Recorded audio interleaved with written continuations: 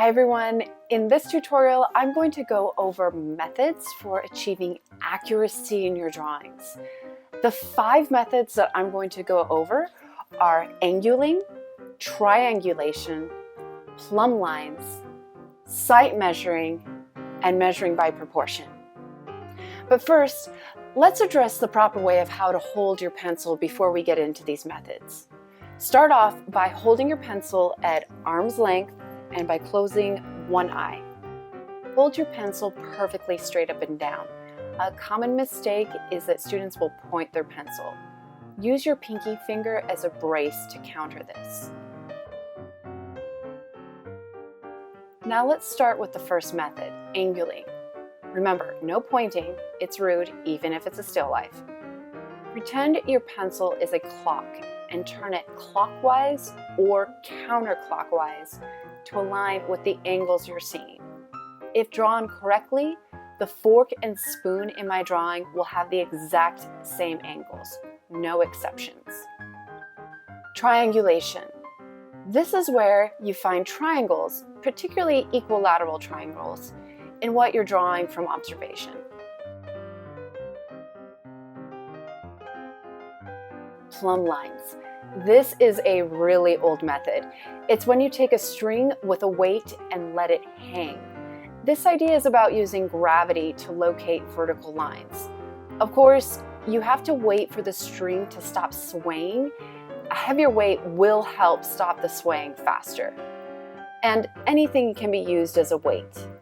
Or if you feel confident in your ability to hold your pencil vertically and horizontally, you can use that as well. Sight measuring. This is when you draw objects the exact same size as you see them. Use the top of your pencil and move your thumb down to the point of measure. Measure out widths and lengths to the objects. Then mark those points in your drawings, leading to a drawing in the exact same size as you saw it. Sight measuring is sometimes done better than with a ruler than a pencil, as you have numbers that can actually help you as you do this.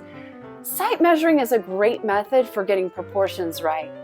However, if you wanted to draw a coffee mug on a 6-foot piece of paper and you wanted to fill the entire picture plane with this coffee mug, drawing this mug the exact same size as you see it would not achieve that.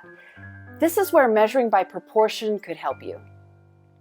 Measuring by proportion is when the size of the object in the drawing is based on its relationship to other objects in the drawing. So here's an example. The sight measure of that egg is probably an inch, but let's say I've drawn the height of that egg 3 inches on my paper. As you can see, the height of that egg is smaller than the bowl of the spoon. So in my drawing, the bowl of the spoon has to be larger than the height of the egg. Because that is the relationship of the reality of what I'm seeing, that relationship has to be the same in my drawing, even if it's enlarged. Whether you're sight measuring or measuring by proportion, use it in tandem with angling, triangulation, and plumb lines.